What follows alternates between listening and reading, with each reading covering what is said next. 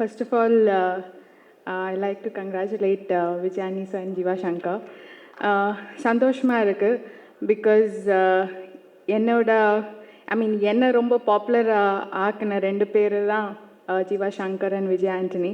So நான் மூலியமாக and இன்றைக்கி திருப்பியும் அவங்க ரெண்டு பேரும் சேர்ந்து இன்னொரு படம் பண்ணியிருக்காங்க. அண்ட் ஐ திங்க் விஜயானி சாருக்கு எப்படி நான் மூலியமாக ஒரு ஆக்டராக ரொம்ப இம்பார்ட்டண்டான படமாக இருந்ததோ, எம்என் மூலியமாக ஐ திங்க் அவர் ஒரு கமர்ஷியல் ஹீரோ லெவலுக்கு அடுத்த லெவலுக்கு போயிட்டார். So I wish him all the best. And Jeeva Shankar sir வந்து அவர் நல்ல சினிமாட்டோகிராஃபர் மட்டும் கிடையாது, as a writer and screen பிளேயில் ரொம்ப ஸ்ட்ராங்கான ஒரு director. And always been a big fan of his cinematography. So I wish him all the best too. And Mia, எல்லோரும் சொன்ன மாதிரி ரொம்ப நல்லா அழகாக ஆடியிருக்கீங்க. So and I really love your performance in Amarakavyam. So I'm really happy that to see you again on screen. So wish you all the best. ரொம்ப சந்தோஷமாக இருக்குது. சாங்ஸ் டீசர் எல்லாம் பார்த்து ரொம்ப சந்தோஷமாக இருக்குது. இந்த சந்தோஷம் ரிலீஸ்க்கு அப்புறம் உண்டாடும் அந்த ஒரு ப்ரேயரில் தான் இருக்குது இப்போது mind. Thanks for the opportunity. Lyca Jeeva Shankar sir அவங்க தான் என்னை இந்த தமிழ் இண்டஸ்ட்ரிக்கு கொண்டு வந்தது through Amarakaviyam. Thank you so much. And Vijay Antony sir such a down to earth person. ரொம்ப ஈஸியாக இருந்தது, ரொம்ப கம்ஃபர்ட்டாக இருந்தது அவங்க கூட ஒர்க் பண்ணுறது. Thank you so much. And special thanks to my master Sherif master for the dance moment. Once again, thank you so much, and please support us. Watch the movie in the theaters and support us. நீங்கள் இல்லாமல் நான் இல்லை.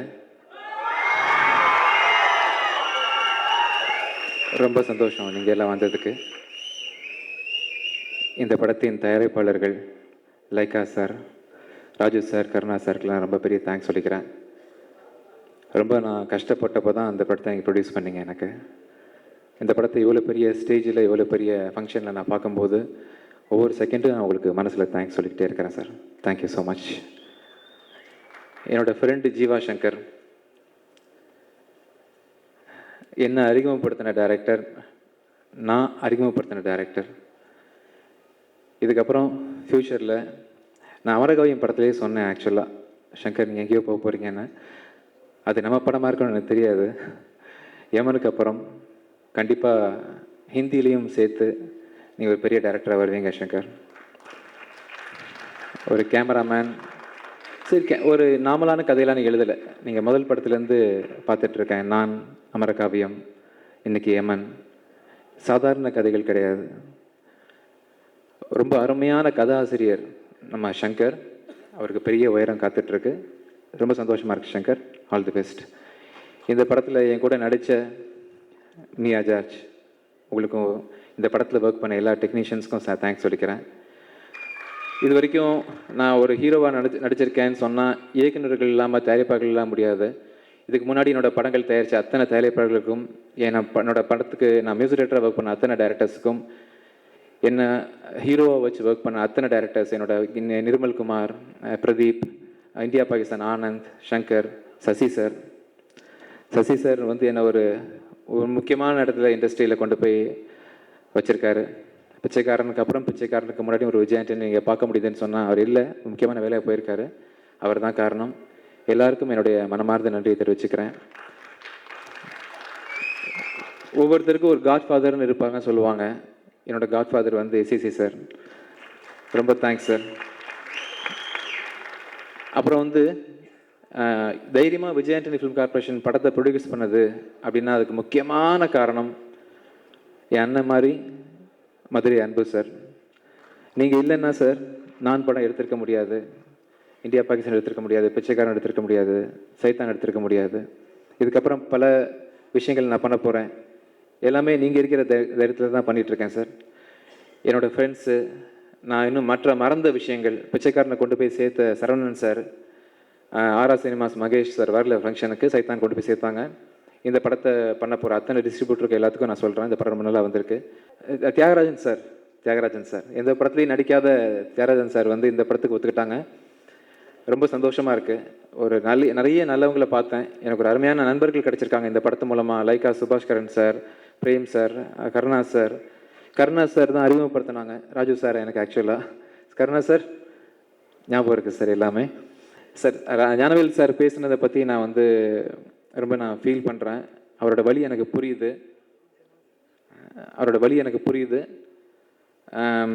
Tamil Rockers பிரதர்கிட்ட நான் வந்து ரொம்ப ரிக்வெஸ்ட்டாக கேட்குறேன். Maybe நீங்கள் ஒரு பழைய உங்கள் சினிமா ஹிஸ்ட்ரியில் நீங்கள் ஒரு அசிஸ்டன்ட் டைரக்டராக இருந்திருக்கலாம், உங்களுக்கு வாய்ப்பு கிடைக்காம போயிருக்கலாம், நீங்கள் நடித்து வந்து வாய்ப்பு கிடைக்காம போயிருக்கலாம். ஏதோ ஒரு கோவத்தில் வந்து நீங்கள் அதை பண்ணலாம். ஏதோ உங்கள் சைடில் ஒரு விஷயம் இருக்குதுன்னு நினைக்கிறேன். ரிக்வெஸ்ட்டாக கேட்குறேன். சினிமா இண்டஸ்ட்ரின்றது நம்ம வெளியேருந்து பார்க்குற சினிமா இண்டஸ்ட்ரி வேறு. உள்ள நிறைய பேர் ரொம்ப கஷ்டப்படுறாங்க. பல குடும்பங்கள் இதில் இருக்குது. தயவு செஞ்சு நீங்கள் வந்து ஃப்யூச்சரில் கன்சிடர் பண்ணுங்கள். இந்த மாதிரி வந்து போடாதீங்க. ஏன்னா இது தமிழ் ராக்கர்ஸ் மட்டும் இல்லை, நிறைய சைட்ஸ் இதில் இருக்காங்க. நீங்கள் சார் சொன்ன மாதிரி தெலுங்குலலாம் வந்து நிறைய குறைஞ்சிருச்சு. நம்ம தமிழ் மக்கள் நல்ல மக்கள் அப்படின்னு ரீசெண்டாக நிறைய விஷயங்கள் நம்ம பார்த்தோம். நம்ம எவ்வளோ ஒத்துமையாக இருக்கோம்னு சொல்லிட்டு தமிழில் ஒருத்தர் தான் நீங்களும். தயவு செஞ்சு ஃப்யூச்சரில் வந்து பைரசியை கண்ட்ரோல் பண்ணுறதுக்கு நீங்களும் உதவுங்க. இந்த படத்தில் மூலம் 2 அம்மா இருக்காங்க. ஒரு அம்மா வந்து ஜீவாசங்கர், இன்னொரு அம்மா வந்து விஜய் ஆண்டனி சார். இந்த கதையை நான் முன்னாடியே நானும் கேட்டிருக்கேன். இந்த எம்மனை நான் மிஸ் பண்ணிட்டேன், நானும் வருத்தப்பட்டிருக்கேன். ஆனால் இந்த எம்மன் கையாண்டெல்லாம் ரொம்ப சரின்னு நினைக்கிறேன். ஜீவாசங்கரோட அமர் காவியம் பார்த்து நான் ரொம்ப ஆடிட்டேன். ஆனால் அந்த கதையை வந்து ஒரு இயக்குனர் வந்து தன்னோட டைரக்ஷனோட ஸ்ட்ரென்த்தாக இருந்தால் மட்டும்தான் கையாள முடியும். அவ்வளோ ஸ்ட்ராங்கான கதையில் வார்த்தையில் சொல்ல முடியாது அந்த கதையை அந்த மனுஷன் கையாண்டது பார்த்து நான் பெஜராயிட்டேன். நான் அப்புறம் தான் ஃபோன் பண்ணேன், எனக்காக கதை இருந்தால் சொல்லுங்கள் பிரதர் அப்படின்னு. கதை சொன்னார், நல்லா இருந்தது, டைட்டில் வேறையாமல் செம்மையாக இருக்குது பிரதர் அப்படின்னு.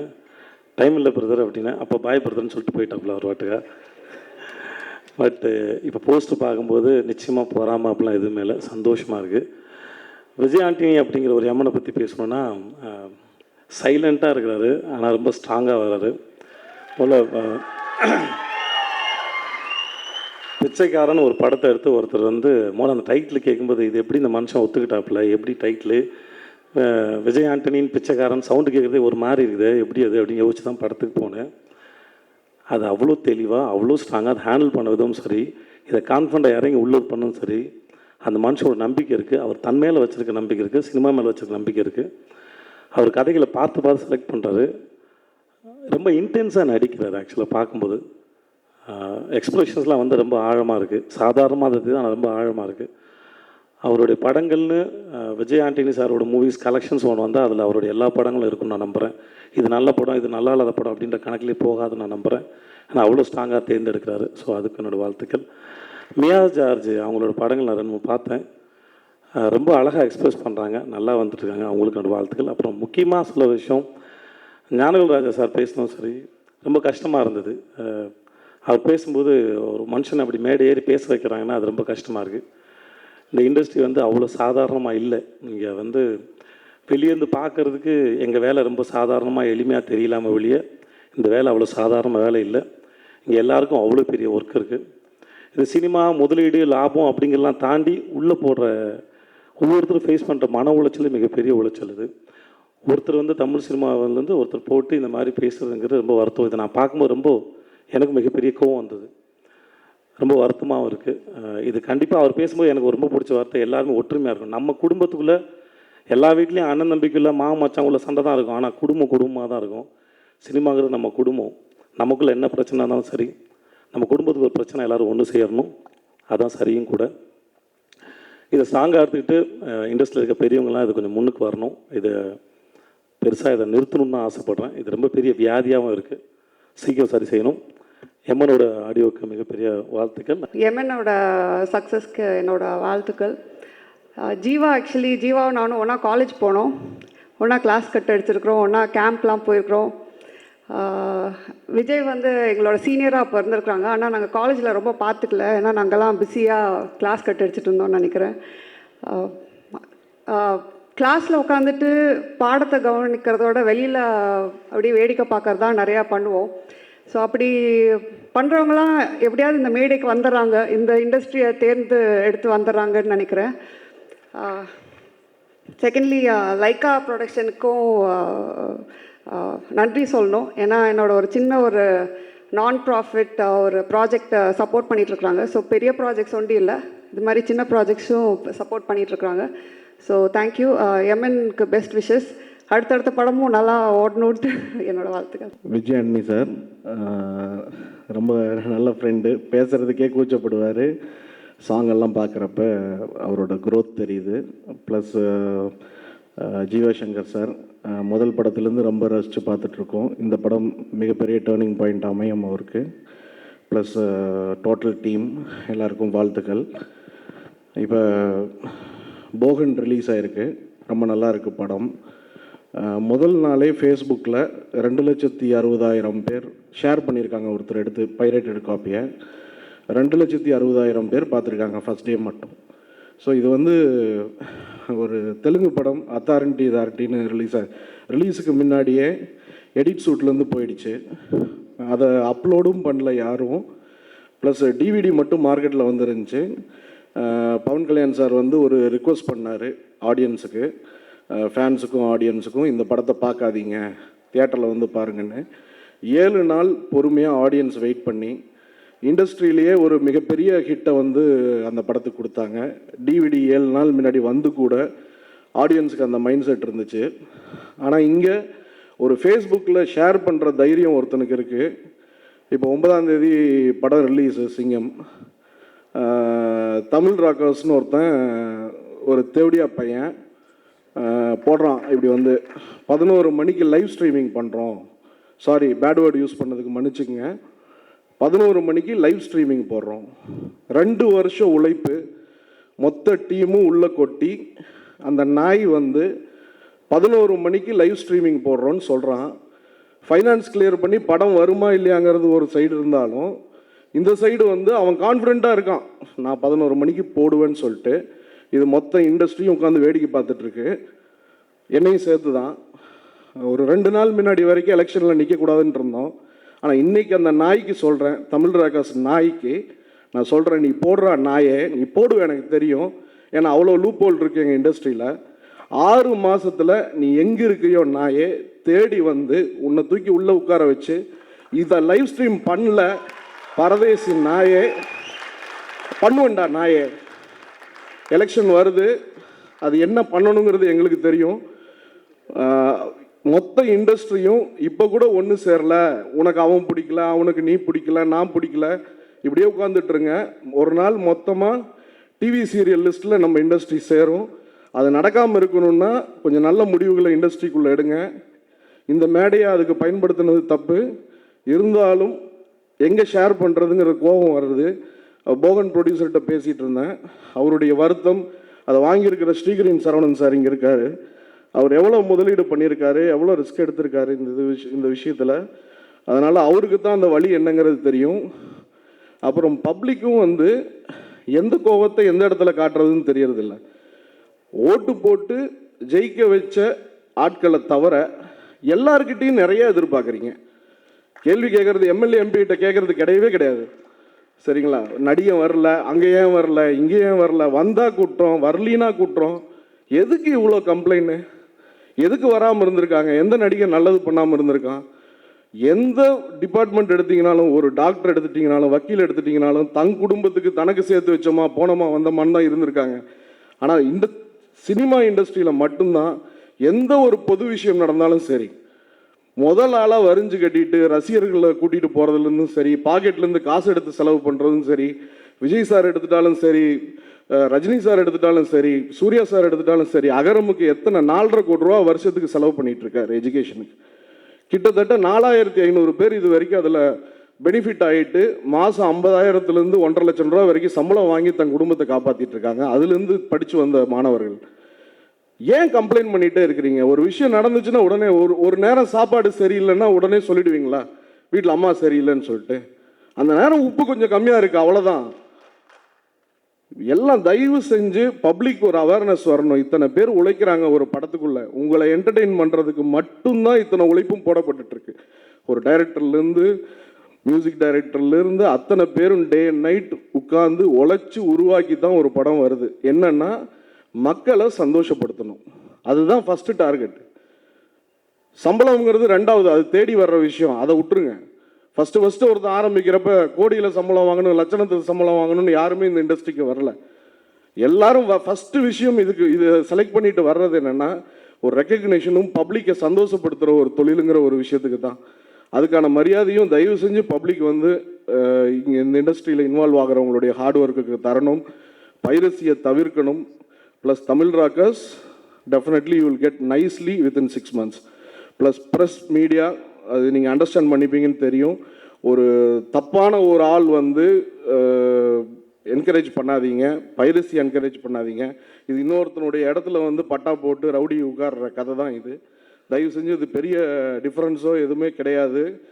தயவு செஞ்சு சப்போர்ட் பண்ணுங்கள், இண்டஸ்ட்ரியை சப்போர்ட் பண்ணுங்கள். மேடையில் இருக்கும் பெரியவர்கள் ஏதாவது தவறாக நான் பேசியிருந்தால் மன்னிக்கணும். விஜய் ஆண்டனி சார் படம் தொடர்ந்து ஹிட் ஆகிட்டே இருக்குது. எல்லாமே ஒரு குவாலிட்டியான படம். விஜய் ஆண்டனி சார் படம்னா கண்டிப்பாக நல்லா இருக்கும்னு எல்லாருமே கான்ஃபிடண்ட்டாக இருக்காங்க. ஸோ இந்த படமும் அதே லைனில் வெற்றி அடையணும்னு நான் வாழ்த்துறேன். ஸ்டில் வாட்டர்ஸ் ரன் டீப் அப்படின்னு சொல்லுவாங்க. அவர் அதிகம் பேசுவதில்லை, ஆனால் அவருடைய ஒவ்வொரு படத்திலும் அவர் தன்னுடைய திறமையையும் முத்திரையையும் பதித்து கொண்டே இருக்கிறார். ஒவ்வொரு ஸ்டெப்பையும் அளந்து வைக்கிறார். தன்னை அறிந்தவன் தரணி வெல்வான் என்று சொல்வார்கள். மேலும் மேலும் அவர் வெற்றி பெற்று கொண்டே இருப்பார். அவருக்கு என்னுடைய வாழ்த்துக்கள். இந்த படத்தை நான் எதிர்பார்த்து காத்திருக்கின்ற இன்னொரு காரணம் ஜீவா சங்கர். சங்கர் வந்து எனக்கு ஃபஸ்ட்டு அறிமுகமான போது அவர் ஒரு ஒளிப்பதிவாளராக தான் அவர் எனக்கு அறிமுகமானார். அப்போவே அவருடைய சுறுசுறுப்பும் அவருடைய ஸ்டாமினாவும் ரொம்ப இம்ப்ரெசிவாக இருந்தது. இந்த மனிதர் கண்டிப்பாக தமிழ் சினிமாவில் தன்னுடைய ஒரு தடத்தை பதிப்பார் அப்படின்னு எனக்கு தோணுச்சு. கொஞ்ச காலத்தில் நானோட வந்தார். அதுக்கப்புறம் முற்றிலும் வேறு ஒரு தளத்தில் அமர காவியத்தோடு வந்தார். இன்னைக்கு யமனை பார்க்கும்போது இந்த கூட்டணி விஜய் ஆண்டனி ஜீவா சங்கர் கூட்டணி அடுத்த லெவலுக்கு போயிருக்காங்க அப்படிங்கிறது தெளிவாக தெரியுது. இந்த படத்துக்கு அப்புறம் அனைத்து ஹீரோக்களும் முன் வந்து அவங்களா விரும்பி ஜீவா சங்கரோட பணியாற்றுவார்கள் என்று நான் கருதுகிறேன். விஜய் ஆண்டனிக்கும் ஜீவா சங்கருக்கும் மற்றும் இந்த படத்தில் இணைந்து பணியாற்றிய அத்தனை கலைஞர்களுக்கும் தொழில்நுட்ப கலைஞர்களுக்கும் தயாரிப்பு நிறுவனத்திற்கும் என்னுடைய மனமார்ந்த வாழ்த்துக்களை தெரிவித்துக் கொள்கிறேன். எம்எல்ஏ கை வச்சா காலி அப்படிங்கிற ஃபஸ்ட்டு பல்லவி லைன் கிடைச்ச உடனே நீங்கள் எக்ஸைட்டாகி என்கிட்ட அதை ஷேர் பண்ணிக்கிட்டது. ஹைதராபாத் ஹோட்டலில் வச்சுட்டு அந்த பாட்டுக்கான கோரியோகிராஃபிக்கு பெயிண்டில் நீங்கள் எவ்வளோ தூரம் நீங்கள் அதுக்கு ப்ராக்டிஸ் பண்ணீங்க அப்படிங்கிறது எல்லாமே இப்போயும் என் ஞாபகத்தில் இருக்குது. நீங்கள் ஒரு ஹார்ட் ஒர்க்கர் அப்படிங்கிறதெல்லாம் இல்லாமல் அவங்க உள் மனசு அவருடைய பியூட்டி எனக்கு தெரியுங்கிறதுனாலேயே இந்த படம் மட்டும் இல்லை, உங்களுடைய ஒவ்வொரு படமும் ஓடும்னு நினைக்கிறேன். நான் ஜீவா சங்கர், நான் அமரகாவியம், யமன், ஒரு மூணு விதமான களங்கள். ஒரு ரைட்டர் டைரக்டராக உங்களுடைய தைரியத்தை பார்த்து உங்களுடைய க்ரியேட்டிவிட்டியை பார்த்து நான் தலை வணங்குறேன். ப்ளீஸ் கீப் இட் அப்.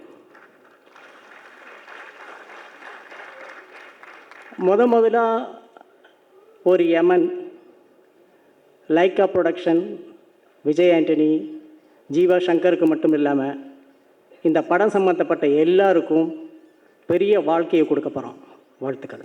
நானே ஒரு ஹீரோவாக மாறி என் பக்கத்தில் அவங்க உட்காரக்கூடிய நிலைமை வந்தாலும் சினிமாவில் ஆச்சரியப்படுறதுக்கு ஒன்றும் இல்லை. ஏன்னா சினிமாவில் என்ன நடக்கும்னு யாராலையும் கணிக்க முடியாது. என்னடா இந்த வயசுலேன்னு கேட்குறீங்களா? ஹீரோன்னா காலேஜுக்கு போகிறவங்க மட்டும் இல்லை, தெருவில் பேப்பர் கொடுக்குற ஒரு கேரக்டரை வச்சு கூட, ஒரு வயசான கேரக்டரை வச்சு கூட இன்றைக்கி வர்ற இயக்குநர்கள்லாம் கதை எழுத ஆரம்பிச்சிட்டாங்க. அவ்வளவும். அடுத்தது ஒரு படத்தின் வெற்றியையோ தோல்வியையோ டீசரை பார்த்து சாங்கை பார்த்து எடை போட முடியாது அப்படின்றது தான் என்னுடைய கருத்து. அந்த படத்தில் யார் இன்வால்வ் ஆகியிருக்கிறாங்க, அந்த படத்தில் யார் ஒர்க் பண்ணியிருக்கிறாங்க, சம்மந்தப்பட்டிருக்கிறாங்க, அதை வச்சு தான் ஒரு படத்தினுடைய வெற்றி தோல்வி நிர்ணயிக்கப்படுகிறது. அதை வச்சு பார்க்கும்போது டைரக்டர் ஜீவா சங்கர் ஏற்கனவே விஜய் ஆண்டனி அவர்களுக்கு முதல் வெற்றியை கொடுத்த இயக்குனர், முதல் படம் வருதுன்னு முதல் படம் வெற்றியை கொடுத்த இயக்குனர். நான் அந்த படத்தை பார்த்துட்டு ரொம்ப விஜய்கிட்ட பேசியிருக்கிறேன். ஒரு மெச்சூர்டு ஒரு அப்ரோச் இருந்துச்சு அந்த முதல் படத்துலேயே. அடுத்தது இந்த படத்தை தயாரித்திருப்பவர்கள் லைக்கா, மூணாவது படத்தினுடைய ஹீரோ. இந்த மூவரும் சேர்ந்து ஒரு படத்தை உருவாக்கி இருக்கிறாங்கன்னு சொல்லும்போது நிச்சயமாக அது ஒரு வெற்றி படம் தான், அதில் சந்தேகமே கிடையாது. அது பாட்டை பார்த்தோ ட்ரெய்லரை பார்த்தோ சொல்ல வேண்டிய அவசியம் இல்லை. அடுத்து விஜய் பற்றி நான் சொல்லணும்னா நிறையா சொல்லலாம். விஜய் பற்றி ஒவ்வொரு மேடையில் நான் தான் சொல்லுவேன். விஜய் பற்றி பேசும்போது நான் என் மகன் விஜயை பற்றி தான் பேசுகிற மாதிரியே நான் ஒரு ஃபீலிங் எனக்கு இருக்கு. அவருடைய வளர்ச்சி எப்படின்னா, அவர் முதல்ல கதை தான் ஹீரோன்றதை நல்லா புரிஞ்சுக்கிட்ட ஒரு நடிகர். அவர் நல்ல கதை, நல்ல கேரக்டர்ஸ், அதில் யார் நடித்தாலும் அந்த படம் ஓடும், அந்த கதை ஓடும் அப்படின்னு தெரிஞ்சுக்கிட்டு அதில் தன்னை கொண்டு போய் உள்ளே வச்சுக்கிறார். இப்படி தான் அவர் படிப்படியாக ஏறி வந்தார். அதாவது நம்ம படி ஏறும்போது ஒவ்வொரு படியாக ஏறினா ஸ்டடியாக ஏறலாம். சப்போஸ் ஸ்லிப்பானா கூட லேசாக ஸ்க்ராட்ச் தான் வரும், திரும்பி எந்திரிச்சு ஏறிடலாம். முதல் படியில் கை வச்சுட்டு 10வது படிக்கு போகணும் அப்படின்ட்டு யாராவது ஜம்ப் பண்ணால் அவ்வளோதான் திருப்பி. அதை புரிஞ்சுக்கிட்டு ரொம்ப அழகாக வந்துக்கிட்டே இருக்கிறாரு. அப்படி வந்தவர் இந்த படத்தில் நான் நினைக்கிறேன்,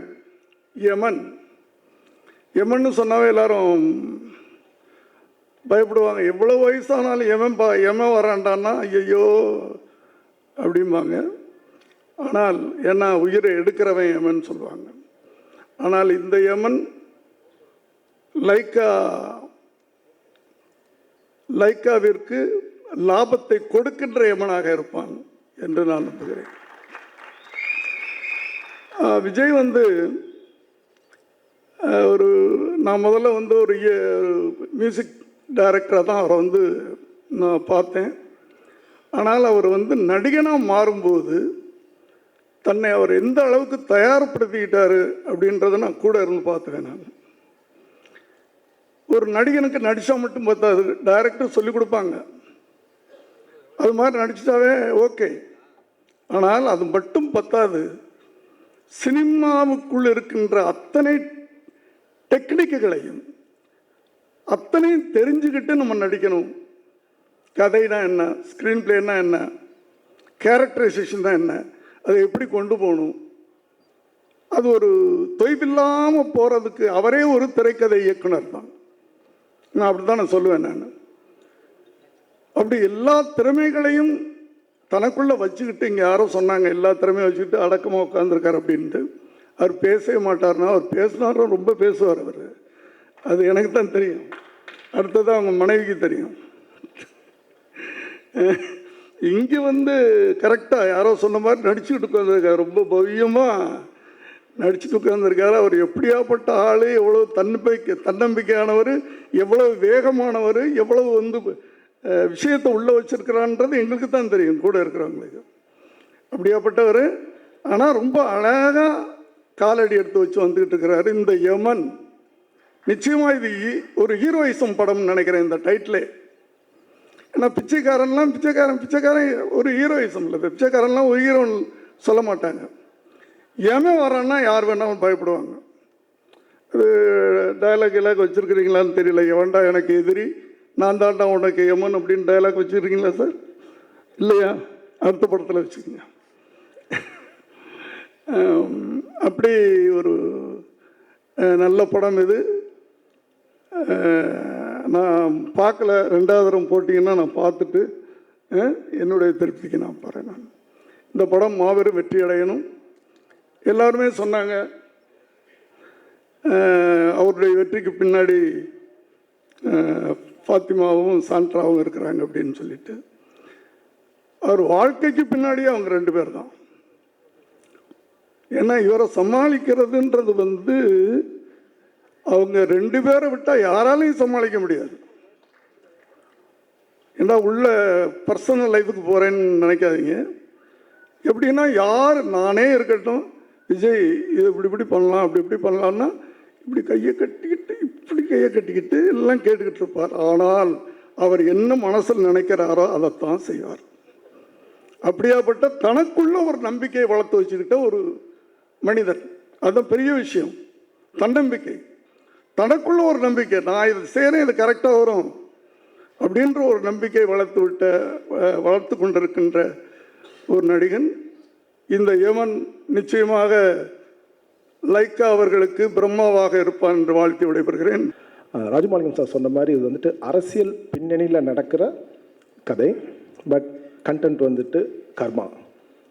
ஸோ ரொம்ப சிம்பிளாக சொல்லணுன்னா, வாழ்க்கையில் நம்ம செய்கிற செயல், எடுக்கிற முடிவுகள், அதுக்கான பலனை வாழ்கிற காலத்திலேயே நம்ம அனுபவிச்சே தீரணும், அதை தவிர்க்கவே முடியாது அப்படிங்கிறது தான் படத்தோட சிம்பிள் ஒன்லைன். ஸோ இதை தான் வந்துட்டு ஒரு அரசியல் பேக்ரவுண்டில் பண்ணியிருக்கேன். தமிழ் திரைப்பட ரசிகர்கள் எல்லாரும் வந்துட்டு வெற்றி படமாக உதவணும்னு கேட்டுக்கிறேன்.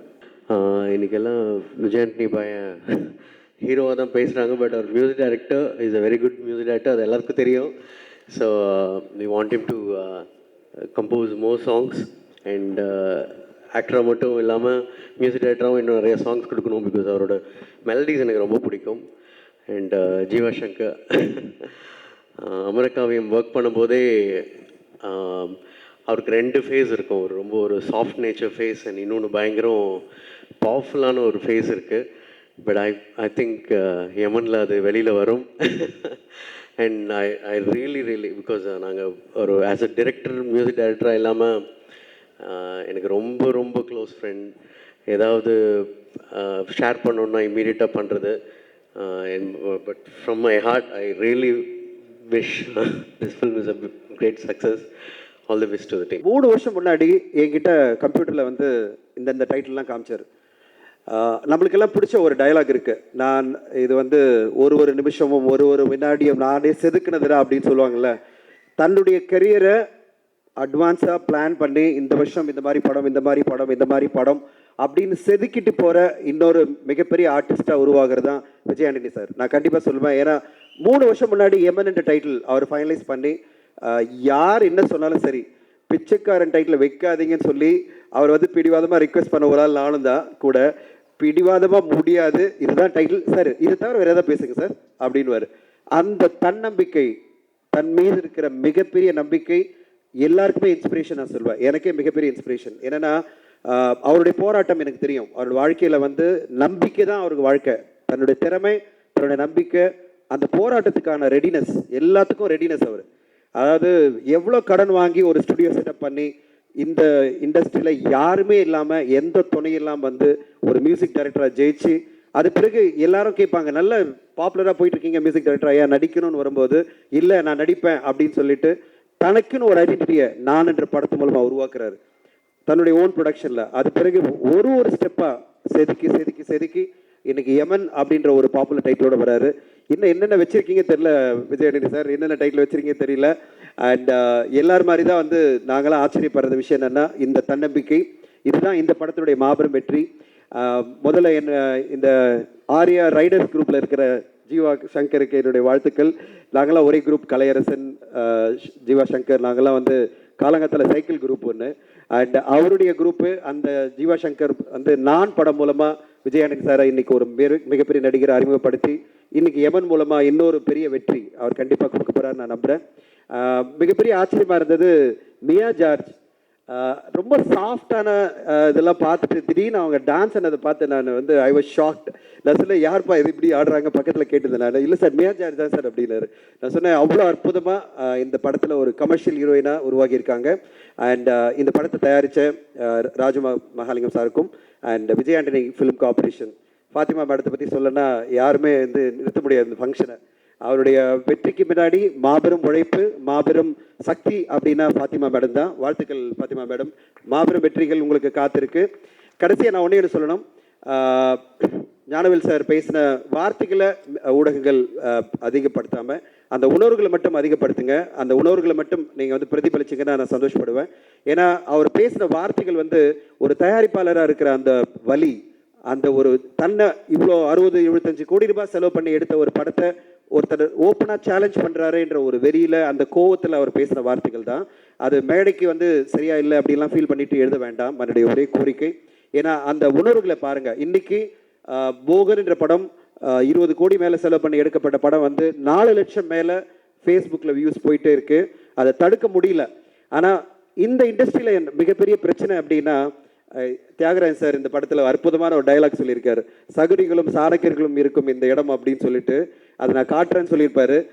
அது இங்கே ப்ரொடியூசர் கவுன்சில் எலெக்ஷன்லேயும் நடந்துட்டுருக்கு. எத்தனை அணிகள், எத்தனை பேர் ஒரு ஒற்றுமையாக இது வந்து நம்ம தமிழ் சினிமா இவ்வளோ பிரச்சனைகள் சந்திச்சிட்ருக்கு. நம்மலாம் சேர்ந்து யுனைட்டடாக ஒரு டீமை எலெக்ட் பண்ணி அவங்களுக்கு ஒரு ரெஸ்பான்சிபிலிட்டி கொடுத்து இந்த வேலைகளை செய்ய வைப்போம் அப்படின்ற இல்லாமல் எல்லாருமே பதவி வேணும், எல்லாருமே ஒரு அணி 5 அணி வரதான் இங்கே மிகப்பெரிய பிரச்சனை. இவ்வளோ போட்டிகள் இருக்கும்போது நம்ம முன்னாடி இருக்கிற சேலஞ்சஸ் கம்மியாக போயிடுது. அந்த சேலஞ்சஸ் ஃபோக்கஸ் இல்லாமல் ஜெயிக்கணுன்ற வரி தான் வந்துட்டுருக்கு. அது ரொம்ப ரொம்ப இந்த இண்டஸ்ட்ரிக்கு நல்லது நடக்குமான்னு எனக்கு தெரியல. அந்த மாதிரி போச்சுன்னா என்னோட ஒரே கோரிக்கை, தமிழ் ப்ரொடியூசர் கவுன்சிலில் ஜெயிக்கணுன்றதை விட நம்ம இந்த இண்டஸ்ட்ரிக்கு இப்போ நடந்துட்டு இருக்க இந்த விஷயங்கள் நடக்காமல் செய்யணும், அதுக்கு நம்ம உழைக்கணும் அப்படின்ற எண்ணத்தோடு வந்தால் எல்லாருமே நல்லது செய்யலாம். இந்த படம் எமன் மாபெரும் வெற்றியடைய என்னுடைய வாழ்த்துக்கள். இந்த குழுவுக்கு என்னுடைய வாழ்த்துக்கள். லைகா ப்ரொடக்ஷன்ஸ் பாலிவுட்டில் இருக்கிற ஒரு ஹீரோவை வில்லன் ஆக்கி ஒரு படம் எடுத்துகிட்டு இருக்காங்க. பெரிய சாதனை. தொடர்ந்து பெரிய படங்களாக எடுத்துகிட்டு இருக்காங்க. இந்த படத்தில் வந்து செலவு எதையுமே நீங்கள் வந்து கம்மி பண்ணக்கூடாதுன்றது ஆர்டர் தான் ஜீவா சங்கர் சாருக்கு. மிக பிரம்மாண்டமாக தயாரிப்பதற்கு உறுதுணையாக இருந்த அவர்களுக்கு எனது நன்றி. அடுத்ததாக ஃபாத்திமா அண்ட் சாண்ட்ரா, அதாவது அவங்கக்கிட்ட நிறையா விஷயங்களை நான் கற்றுக்கிட்டேன். இத்தனை வருஷம் சினிமாவில் இருந்தால் கூட சினிமா தயாரிப்பில் வந்து எதெல்லாம் பண்ணணும் எதெல்லாம் பண்ணக்கூடாதுங்கிறத ஒரு இதை வந்து கரெக்டாக ஃபாலோ பண்ணி அந்த பரிவு, அன்பு, அந்த நேரம் தவறாமல் ஒவ்வொருத்தரும் வரதை பார்க்குறது, அவங்களை கவனிக்கிறது, இதில் எல்லாமே அவங்க வந்து ரொம்ப தேர்ச்சி அடைஞ்சிருக்காங்க. அவங்களுக்கு என்னுடைய வாழ்த்துக்கள். விஜய் ஆண்டனி ஒரு சகல கலா வல்லவர், சவுண்ட் இன்ஜினியர்,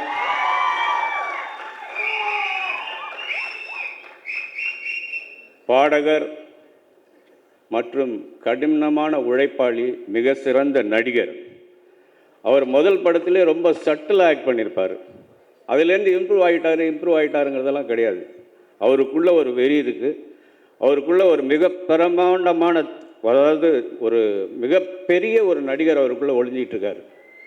அவர் நிஜ வாழ்க்கையில் நடிச்சுக்கிட்டு தான் இருக்கார். அதாவது ரொம்ப சிம்பிளாக எல்லாரோடையும் அன்பாக இருந்தாலும் அவருக்குள்ளே இருக்கிற அந்த வெறி அவரை வந்து ஒரு மிகப்பெரிய நடிகனாக, அதாவது யமன் படத்துக்கு அப்புறம் விஜய் ஆண்டனி நம்பர் 1 நடிகராக எல்லா நிறுவனங்களும் அவர் பின்னால் இருக்கும். அவரை வைத்து படம் எடுப்பதற்கு நான் நீ என்று போட்டி போட்டுக்கொண்டு வருவார்கள். அவர் சொந்த நிறுவனம் இருந்தாலும் இப்பொழுது வெளிப்படங்களில் நடிக்க ஆரம்பித்திருக்கிறார். அவருக்கு என்னுடைய மிகப்பெரிய வாழ்த்துக்கள். ஜீவா சங்கர் அவர் என்கிட்ட வந்து கதை சொல்லும்போது நான் ஒரே ஒரு வார்த்தை தான் கேட்டேன். இந்த படத்தை நீங்கள் எப்படி, இந்த கதையை நீங்கள் எப்படி தேர்ந்தெடுத்தீங்க, எப்படி நீங்கள் முடிவு பண்ணீங்க? ஏன்னா அவர் சொன்ன ஒரு சீனுமே, ஒவ்வொரு சீனுக்கும் அடுத்த சீனுக்கு ஒரு ட்விஸ்ட் இருந்தது, ஒரு டேர்ன் இருந்தது. இல்லை, நான் வந்து இதை வந்து ஒரு வெறியோடு பண்ணியிருக்கேன். இந்த படம் வந்து என்னால் வந்து அதை டைஜஸ்ட் பண்ணிக்கவே முடியல. இந்த மாதிரி ஒரு கதை சமீப காலத்தில் எங்கேயுமே சினிமாக்களில் பார்க்காத ஒரு களத்தை எடுத்து அதுக்குள்ளே ஒரு மிகப்பெரிய கதையை ரெடி பண்ணார். அதுக்கப்புறம் அவரை நான் ஸ்பாட்டில் போய் சந்திக்கும்போது ஒரு பாரதி ராஜாவை பார்த்தேன். அவர் எப்படி ஒரு கடினமான உழைப்பாளி. அதாவது காலையில் எழுந்திரிச்சா அவர் மைண்டு ஃபுல்லாக சினிமா பற்றி தான் இருக்கும். அதே மாதிரி கேமரா பார்த்தீங்கன்னா ஒரு பாலு மகேந்திராவை பார்த்தேன். ஒரு பாலு மகேந்திரா கூட நான் சேர்ந்து நீங்கள் கேட்ட படம் ஒர்க் பண்ணேன். பிரசாந்த் வண்ண பூக்கள் ஒர்க் பண்ணார். அவர் கேமரா மட்டும் இல்லை, டைரக்ஷன். அதாவது ஒரு ஆர்டிஸ்ட்டுக்கு போய் சொல்லிக் கொடுக்குறது கூட கேமரா பின்னாடி இருந்து சொல்ல மாட்டார், இறங்கி வந்து போய் ஆர்டிஸ்ட்டை சொல்லிட்டு வரா. அதை வந்து நான் ஜீவா சங்கரிடம் பார்த்தேன். அவர் சில இன்டர்வியூலலாம் பேசும்போது நான் வந்து கேமராமேன் தொழிலை தக்க வச்சுக்கிறதுக்காக தான் டைரக்ஷன் வந்தேன்னு ஒரு சில இன்டர்வியூவில் பார்த்தேன். அவரிடம் இன்னொரு பாலு மகேந்திரா இருக்கிறார். அவர் சினிமாவில் வந்து டைரக்ஷன் மட்டும் இல்லை, ஃபோட்டோகிராஃபி அவருடைய நான் டப்பிங் டைமில் பார்க்கும்போது லட்டாக எடுத்திருந்தார். அதாவது விஜய் ஆண்டனி சார் வந்து மிக வசீகரமான சிரிப்பு கொண்டவர், புரட்சி தலைவர் எம்ஜிஆர் மாதிரி கலர் கொண்டவர். அவரை லட்டா திரையில் அதை பார்க்கும்போது அவரை கேட்டேன், ஜீவா சங்கர் சாரை கேட்டேன், என்ன சார் ஹீரோவுக்கு தனிப்பட்ட முறையில் லைட் போட்டு எடுத்தீங்களான்னு. இல்லை அவர் நேச்சுரலாக ரொம்ப அழகானவர், அதனால தான் அப்படி இருக்கார் படத்தில். ஜீவா சங்கர் சார் வந்து அதாவது அவருக்குள்ள அவரும் இன்னொரு அஷ்டாவதானி. அவர் டப்பிங் டைமில் யாரையும் அலோவ் பண்ண மாட்டார். அதே மாதிரி என்ன வேணும் அவருக்குங்கிறத வந்து தெளிவாக முதல்ல பிளான் பண்ணி அந்த பிளான் பிரகாரம் நடந்துக்கிறவர். இனிமேல் அவர் எந்த படம் எடுத்தாலும் எமன் மிகப்பெரிய வெற்றி அடையும். மிகப்பெரிய வெற்றினா சமீப காலத்தில் வந்த எல்லா படத்தினுடைய ரெக்கார்டும் இது முறியடிக்கும். அதற்கு மேலும் ஜீவா சங்கர் மிகப்பெரிய படங்கள் எடுப்பார். பல முன்னணி நடிகர்கள் அவரிடம் வந்து எனக்கு படம் பண்ணுங்கன்னு கேட்பாங்க. ஜீவா சங்கர் வந்து மிகப்பெரிய டைரக்டராக வரணுங்கிறது என்னுடைய ஆசை, அது நிறைவேறும். அதே மாதிரி இந்த படத்தில் யமன் படத்தில் ஒர்க் பண்ண எல்லாருமே, திலீப் சுப்ராயன் அவங்க அப்பா என் கூட மலையூர் மம்முட்டி அதில் வந்து ஃபைட்டாக இருந்தார். அதுக்கப்புறம் பூகுல் பூகமில் வந்து கொம்பேரி மூக்கனில் ஸ்டண்ட் மாஸ்டர் ஆனார். திலீப் சுப்ராயன் என் கூட வந்து துரோகின்னு ஒரு படம் ஆக்ட் பண்ண அதில் ஒர்க் பண்ணார். மிக மென்மையானவர், திறமையானவர். இந்த படத்தில் வந்து மிகப்பெரிய ஃபைட், அதாவது ஃபைட்டுன்னு சொல்லாமல் ஒரு நேச்சுரலாக ஒரு கலாமிட்டியில் என்னென்ன நடக்குமோ அதெல்லாம் வந்து தத்துரூபமாக எடுத்திருக்காரு. ரொம்ப சிம்பிளாக எல்லாரையுமே சிம்பிளாக ஹேண்டில் பண்ணார். அதே மாதிரி ஆர்ட் டைரக்டர், இந்த படத்தில் பாடலாசிரியர்கள், குறிப்பாக சொல்லணும்னா வெற்றி செல்வன் அவருடைய அசோசியேட் டைரக்டர், அவர் இதில் பாடல் எழுதியிருக்காரு. ஜீவா சங்கருக்கு ரைட் ஹேண்ட் மாதிரி, அவரும் கூடிய விரைவில் மிகப்பெரிய டைரக்டராக வருவார். இந்த படம் மிகப்பெரிய வெற்றி அடையும். அதற்கு என்னுடைய வாழ்த்துக்கள். நான் ரொம்ப சந்தோஷப்படுறேன் இன்றைக்கி நான் இங்கே இருக்கிறதுல. இன்றைக்கி விஜய் ஆண்டனி சாரோட மிகப்பெரிய ரசிகர்கள் கூட்டம் இருக்கிறது.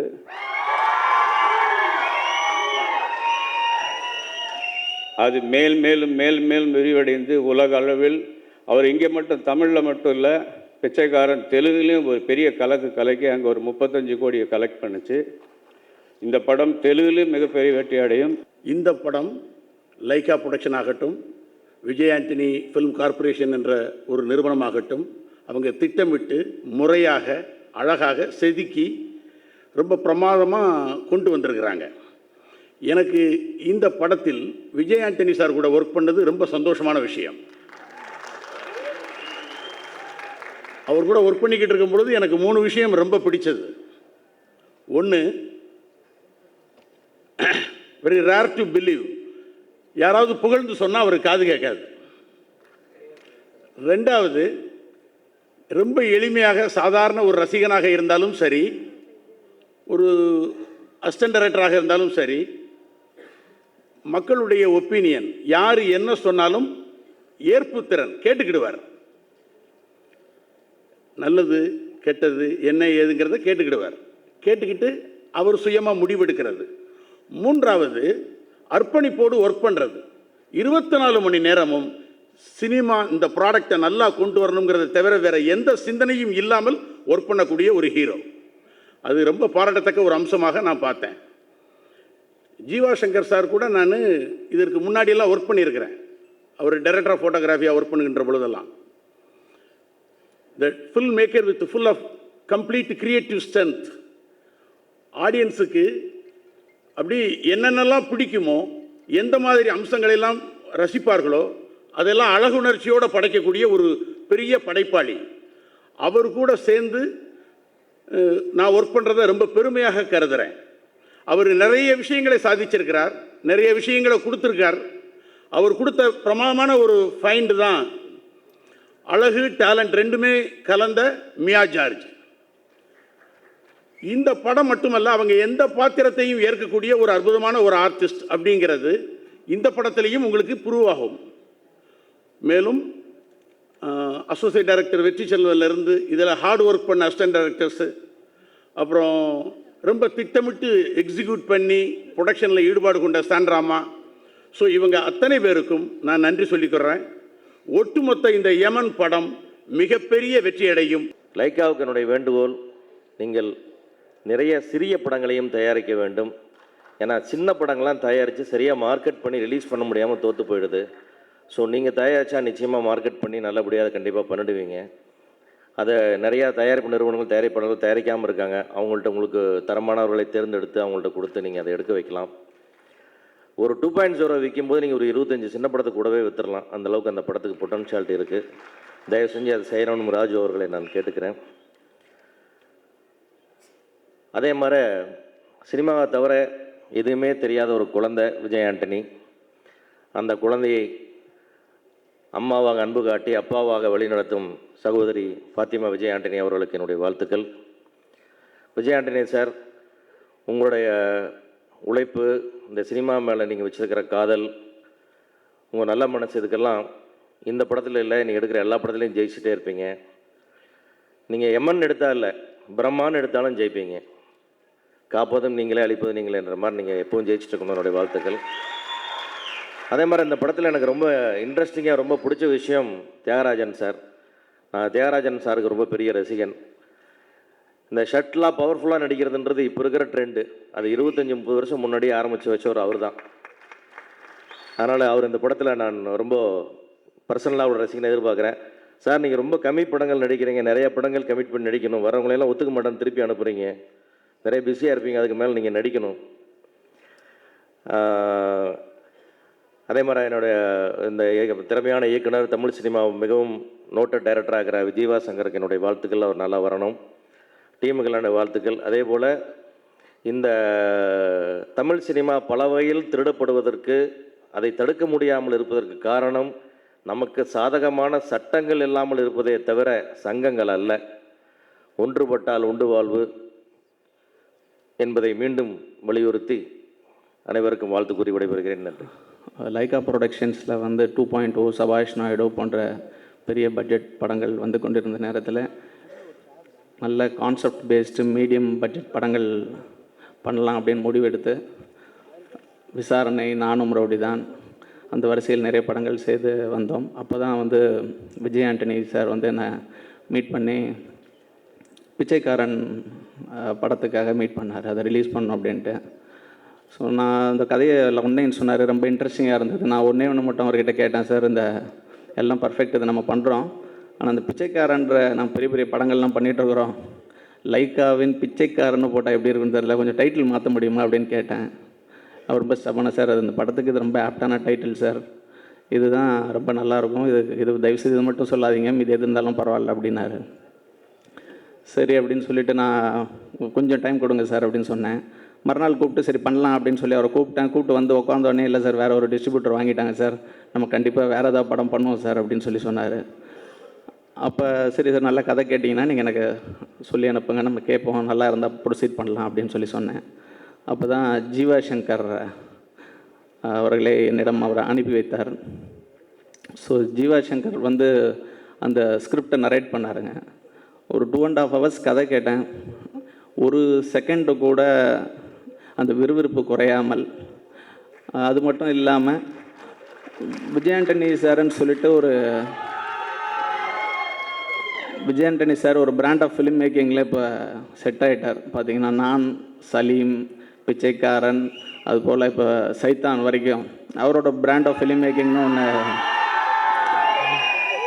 ஸோ நான் கதை கேட்கும்போது இவரை மைண்டில் வச்சுட்டே கேட்டேன். ரொம்ப ரொம்ப பியூட்டி என்னென்னா, நம்ம ஸ்கிரிப்டும் ரொம்ப நல்லா இருந்தது, அதே சமயத்தில் இவருக்காகவே செய்யப்பட்ட அந்த கதை பர்ஃபெக்டாக, அந்த காஸ்டிங் வந்து ரொம்ப பர்ஃபெக்டாக மேட்ச் ஆச்சு. ஸோ அது முடித்தோடனே அது பண்ணலாம் அப்படின்னு சொல்லி டிசைட் பண்ணிவிட்டு விஜய் ஆண்டனி சாருக்கு சொல்லி இது உடனே ஸ்டார்ட் பண்ணலாம் அப்படின்னு சொல்லி ஸ்டார்ட் பண்ணது தான் யமன். எல்லோரும் இந்த படத்தை பார்த்துட்டு, அந்த டீசரை பார்த்துட்டு நிறைய பேர் என்கிட்ட கேட்டாங்க, இது அரசியல் படமா அப்படின்னு சொல்லி. ஆக்சுவலாக இது அரசியல் படம் இல்லைங்க, இது அரசியல் களத்தில் நடக்கக்கூடிய ரொம்ப சாதாரண கதை. நம்ம வீட்டில் பெரியவங்கள்லாம் சின்ன பசங்களை பார்த்து சொல்லுவாங்க, யாரும் பார்க்கல அப்படின்றதுனால தப்பு செய்யாதீங்க, எங்கேருந்தோ ஒருத்தன் மேலே பார்த்துட்ருக்குறான், காலம் தாழ்த்தினாலும் உங்களுக்கு அந்த தண்டனை கிடைக்கும் அப்படின்ட்டு. ஸோ இந்த கதை தான். இந்த கதையை பியூட்டிஃபுல்லாக அரசியல் களத்தில் சொல்லியிருக்கிறாரு. படத்தோட ப்ளஸ் அப்படின்னு சொல்லி பார்த்தீங்கன்னு சொன்னால், நார்மலாக ஹீரோ டைரக்டரை தவிர ரொம்ப இம்பார்ட்டன்ட் டெக்னீஷியன் பார்த்தீங்கன்னா சினிமாட்டோகிராஃபர், மியூசிக் டைரக்டர். லக்கிலி இந்த படத்தில் டைரக்டரே சினிமாட்டோகிராஃபர், ஹீரோவே மியூசிக் டைரக்டர். ஸோ அவங்க என்ன சொன்னாங்களோ அது வெளியில் ரொம்ப தத்ரூபமாக பல மடங்கு அதிகமாக அந்த அவுட்புட்டை கொடுத்துருக்குறாங்க. Thanks Vijay Antony sir, thanks Jeeva Shankar sir. ரொம்ப சந்தோஷமாக இருந்தது. இந்த படம் கண்டிப்பாக உங்கள் ஃபேன்ஸ் அத்தனை பேருக்கும்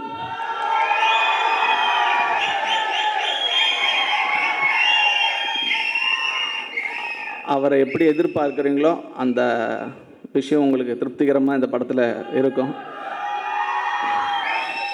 எனக்கு ரொம்ப பர்சனலாக இந்த படத்தோட வசனங்கள் ரொம்ப பிடிச்சிருந்தது. டீசரில் பார்த்தீங்கன்னாவே தெரிஞ்சிருக்கும், ரத்தக்கரை படாத அரசன் யார் இருக்கா இங்கே, இது சகுனிகளும் சாணக்கியனும் வாழ்கிற இடம் அப்படின்றதெல்லாம் அரசியலை பற்றி ரொம்ப பியூட்டிஃபுல்லாக சொல்லியிருக்காரு. நான் படம் பார்த்தேன்.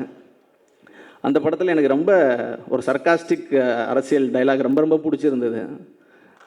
ஜீவா சங்கர் அன்றைக்கி பார்த்தோன்னே எனக்கு ரொம்ப இன்ட்ரெஸ்டிங்காக இருந்தது. அது மாதிரி தான் படம் ஃபுல்லாக அந்த ஃப்ளோ இருக்க போது அதில் வந்து அரசியல் தத்துவத்தை பற்றி ஒரு விஷயம் சொல்லுவார், சர்க்காஸ்டிக்காக சொல்லியிருக்காரு. இன்றைக்கி தம்பி அரசியல்னா, அண்ணன் அரசியல்னா இன்றைக்கி இருக்கிறவங்ககிட்டேருந்து நோட்டை வாங்கணும், இல்லாதவங்ககிட்டேருந்து ஓட்டை வாங்கணும்னு அப்படின்னு சொல்லியிருப்பார். ரொம்ப அது மாதிரி படம் ஃபுல்லாக இதே ஆழமான கருத்துக்களை ரொம்ப எளிய வசனங்களில் சொல்லியிருக்கிறாரு. Thanks Jeeva Shankar sir. இங்கே வந்திருக்கும் அத்தனை நண்பர்களுக்கும், பர்டிகுலராக எங்கள் விநியோகஸ்தர்கள், நிறைய படங்கள் பண்ணுறோம், எல்லா இடத்துலையும் நாங்களே போய் எல்லா இடத்துலையும் எல்லா வேலைகளையும் செய்ய முடியாது. லைக்கா ஆரம்பித்த காலத்திலிருந்து தொடர்ந்து எங்களுக்கு சப்போர்ட் பண்ணி கொண்டு வரக்கூடிய அத்தனை விநியோகஸ்தர்களுக்கும் என் மனமார்ந்த நன்றி இந்த நேரத்தில் தெரிவித்துக் கொள்கிறேன். மதுரை அன்பு சார், செங்கல்பட்டில் எங்களுக்கு ரவி சார், திருச்சி சுப்பையா சார், சேலம் சிவா, அது மாதிரி மற்ற அத்தனை திருநெல்வேலி லக்ஷ்மண் சார், இவங்கெல்லாம் வந்து எங்களுக்கு பெரிய பேக் போன் ஸ்ட்ரென்த்தாக இருக்காங்க. கிருஷ்ணகாந்த், சீனு சார் எல்லாருமே. ஸோ அவங்க அத்தனை பேருக்கும் என் மனமார்ந்த நன்றி இந்த நேரத்தில் தெரிவித்துக் கொள்கிறேன்.